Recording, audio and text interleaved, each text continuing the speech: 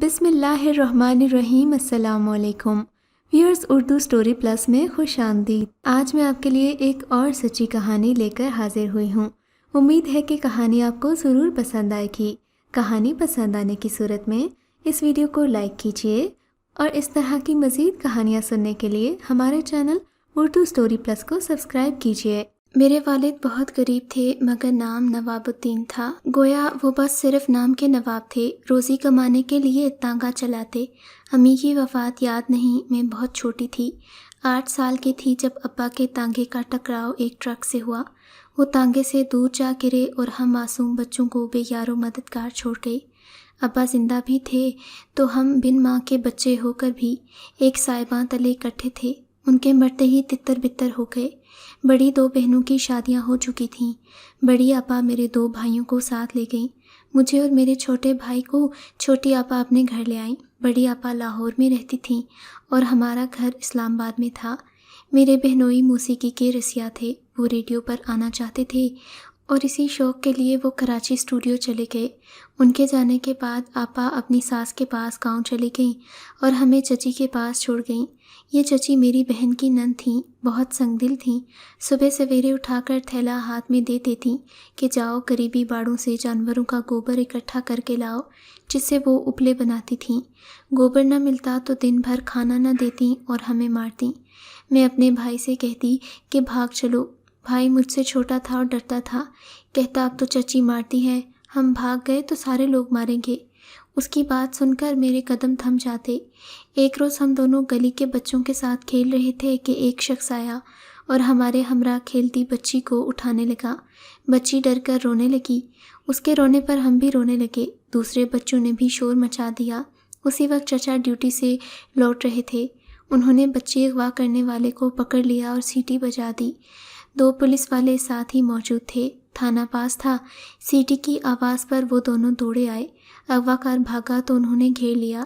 تب چچا نے اس شخص کو پکڑا اور گرا کر لاتے مارنے لگے۔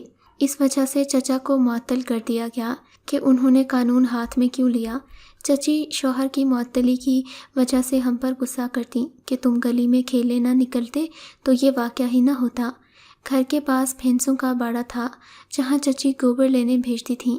وہاں قریب ایک عورت کا گھر تھا جس کا نام شاہینہ تھا۔ وہ بے اولاد تھی اور ہم پر ترس کھاتی۔ کبھی ٹھنڈا پانی پینے کو دے دیتی یا کچھ کھانے کو۔ وہ چچی کی سختیاں دیکھتی رہتی۔ ایک دن اس نے کہا، کیا تم میرے ساتھ چلو گی؟ میں ناسمجھ بچی تھی۔ اس نے پیار کیا تو اس کے ساتھ جانے پر راضی ہو گئی۔ یوں بھائی کو چچی کے رحم و کرم پر چھوڑ کر ایک روز میں شاہینہ کے ساتھ کراچی آ گئی۔ شاہینہ نے مجھے بہت پیار دیا۔ میں پچھلے دکھ بھول گئی۔ اس عورت کی رحم دلی اللہ کو پسند آ گئی کہ مدتوں بعد اس کی گود ہری ہو گئی۔ جب تک وہ اولاد کی نعمت سے محروم تھیں مجھے بہت آرام سے رکھا۔ اولاد کے ہوتے ہی ان کا رویہ بھی مجھ سے بدل گیا۔ پہلے وہ مجھے اپنے ساتھ کمرے میں سلاتی تھی، اب دوسرے کمرے میں اکیلے سونے کو کہتی۔ میں ڈرتی تھی اور اس کے پیار کے لیے تڑپتی تھی۔ جب وہ لوری سنا کر سلاتی تبھی مجھے نیند آتی۔ آج بھی وہ لوری میری روح میں رس کھولتی ہے۔ شاہینہ ماں کی بے رخی نے کس طرح مجھے تڑپا کر رکھ دیا بتا نہیں سکتی۔ میں اس کے ساتھ رہنے پر پھر بھی مجبور تھی اور کہاں جا سکتی تھی۔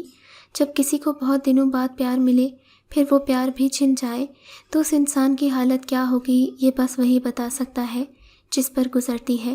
میں دن رات چھپ چھپ کر روتی اور اس گھر سے بھاگ جانے کے بارے میں سوچتی۔ اس دکھ نے مجھے بیمار کر دیا۔ میں سوکھ کر کانٹا ہو گئی۔ پڑوس میں ایک گھرانہ آباد تھا۔ میں ان کے بچوں کے ساتھ کھیلتی تھی۔ ان کو خبر نہ تھی کہ میں شاہینہ ماں کی اپنی اولاد نہیں ہوں۔ جب انہوں نے اداس دیکھا تو شک ہوا۔ مجھ سے پوچھا تو میں نے بتا دیا کہ یہ مجھے میری چچی کے گھر سے ساتھ لے آئی تھیں۔ پہلے بیٹی بنا لیا اور اب ہر بات پر غصہ کرتی ہیں۔ شاید مجھے اپنے ساتھ ہی رکھنا نہیں چاہتی۔ پڑوسن خالہ گل بہار نے کہا کہ اگر تم تنگ ہو تو ہمارے ساتھ ملتان چلو۔ میں ان کے ساتھ ہو لی۔ یہاں وہ کرائے کے گھر میں قیام پذیر ہو گئے تو ان کی جوان سال بیٹی روبینہ مالک مکان کے بیٹے سے فری ہو گئی۔ وہ دونوں ساتھ والے مکان کی خالی بیٹھک میں چھپ چھپ کر ملنے لگے۔ روبینہ کہتی تھی کہ تم بیٹھک کے باہر دروازے پر بیٹھی رہو، اگر کسی کو آتا دیکھو تو دروازہ بجا دینا۔ بیٹھک کی پچھلی جانب کھڑکی تھی جہاں سے فرار ہو کر جان بچائی جا سکتی تھی۔ میں ایک نادان بچی تھی۔ روبینہ مجھ سے چوکیداری کرواتی رہی۔ ایک روز اچانک اس کا بھائی آ گیا۔ مجھ کو مہلت نہ ملی کہ اس کی آمد کی خبر سے اسے خبردار کرتی۔ اسے بہن پر شک تھا۔ مجھے وہاں بیٹھے دیکھا تو شک یقین میں بدل گیا۔ مجھے دھکا دے کر ہٹا دیا۔ اتنے میں مالک مکان کا بیٹا بیٹھک کی عقبی کھڑکی سے باہر کود گیا، مگر روبینہ ہاتھ آ گئی۔ اس کے بھائی نے بہن کو خوب مارا۔ روبینہ نے غصہ مجھ پر نکالا اور ساتھ ہی بھائی سے کہہ دیا کہ یہ لڑکی مجھے اسلم سے ملواتی تھی۔ یوں میری بھی شامت آ گئی۔ اس نے بھی مجھے خوب مارا۔ میں تو مار سے پہلے ہی ڈرتی تھی۔ روتی ہوئی گلی کے نکڑ پر بنے ایک چبوترے پر بیٹھ گئی، کیونکہ روبینہ نے کہا تھا کہ میرا باپ بھی تجھے مارے گا، تو نے مجھے خبردار کیوں نہ کیا؟ گلی میں ایک کرتب دکھانے والا آیا کرتا تھا۔ اتفاق سے وہ اس روز آ گیا۔ مجھے روتا دیکھ کر پوچھنے لگا، کیا ہوا بیٹی، کسی نے مارا ہے؟ میں نے اسے ساری بات بتا دی۔ اس نے کہا، اچھا تو ان کی بیٹی نہیں ہے؟ میں نے جواب دیا، نہیں، میں تو کسی اور کی بیٹی ہوں، میری کوئی بہن نہیں ہے۔ ایسا کر تو میری بہن بن جا، میں تجھے اپنی ماں کے پاس لے چلتا ہوں۔ مجھے ڈر تھا کہ کہیں روبینہ کے ابا اور بھائی مجھے مار نہ دیں، تبھی میں ان کے گھر قدم نہ رکھنا چاہتی تھی۔ لہٰذا اس نوجوان مسعود کے ساتھ پھر سے کراچی آ گئی۔ ان کے گھر میں ایک بوڑھی عورت تھی۔ وہ اس عورت کے حوالے کر کے خود کہیں چلا گیا۔ عورت نے مجھے پیار کیا اور بولی، اری تو بہت کم سن ہے اور یہ ظالم تجھ معصوم کو لے آیا؟ سنگ دل کو ذرا رحم نہیں آیا؟ اری کمبخت، یہ تو تجھے یہاں نچانے لایا ہے۔ ایسا کر تو یہاں سے نکل جا۔ دیکھ، کسی بھی بچوں والے گھر میں گھس جانا اور اپنا حال بچوں کی ماں کو سنا دینا۔ اللہ کے نیک بندے تجھے مل جائیں گے۔